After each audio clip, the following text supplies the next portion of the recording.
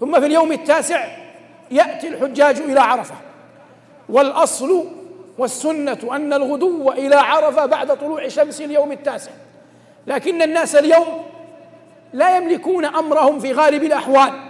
لارتباطهم بما يعرف في زماننا بحملات الحج، والإنسان إذا كان تبعا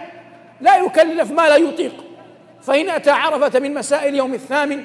أو من قبل الفجر اليوم التاسع أو من بعد طلوع الشمس كل ذلك لا تثريب فيه ولا حرج. والنبي عليه الصلاة والسلام يقول: الضعيف أمير الركب، فيبنى على الضعيف لا يبنى على القوي القادر. ثم إن الوقوف بعرفة إنما يبدأ يشرع بعد الزوال، فينصح الحجاج أن لا يجهدوا أنفسهم أول ما يصلون عرفة. فبعض الحجاج وفقنا الله وإياهم لكل خير من حين ما يصلون إلى عرفات يبدأون بالدعاء والوقوف، والأكمل أن يأخذوا قسطا من الراحة حتى يأتي زوال الشمس، فيصلون الظهر والعصر جمع تقديم سنة نبيهم صلى الله عليه وسلم، ثم بعد ذلك يشرعون في الوقوف والدعاء. وفي الحديث عند الترمذي عند مالك في الموطأ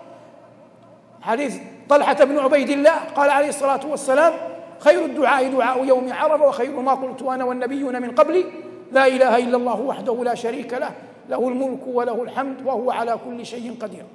إن من المنن العظام أن يمن الله على العبد أن يقف على صعيد عرفة، وهذه منة عظمى لأنه لا تتأتى لكل أحد، وفيها الإنسان يكون قريبا من الله،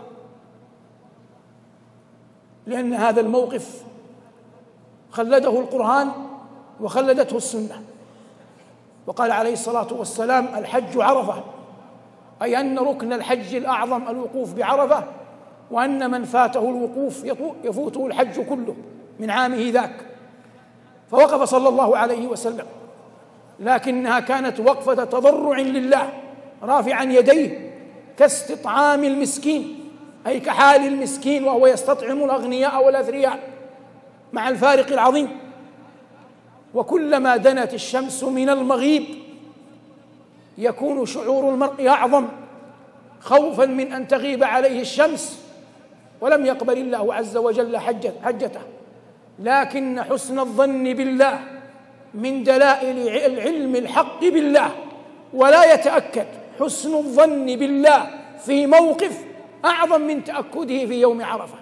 فإن الله عز وجل يباهي بأهل الموقف ملائكته. فإن دل الحديث الصحيح على أن الله عز وجل يباهي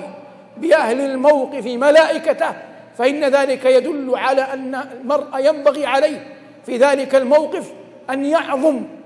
حسن ظنه بربه، وأن يجتهد في الدعاء،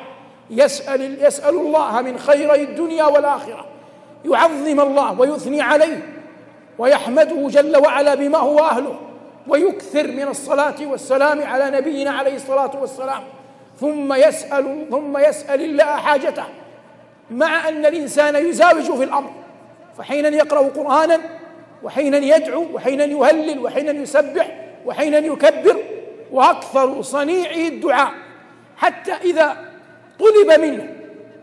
أن يبقوا على الرواحل حتى وهو في السيارات قبل أن تغيب الشمس يبقى على دعائه، ولا ينشغل بما قد كان من أحداث في نهار عرفة، نقص من زاد، تغيب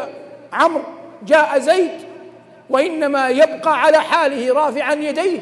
يدعو ربه ويستغيث به ويجأر إليه، وينكسر قلبه على تلك الحال رجاء مغفرة ورحمة الكبير المتعال.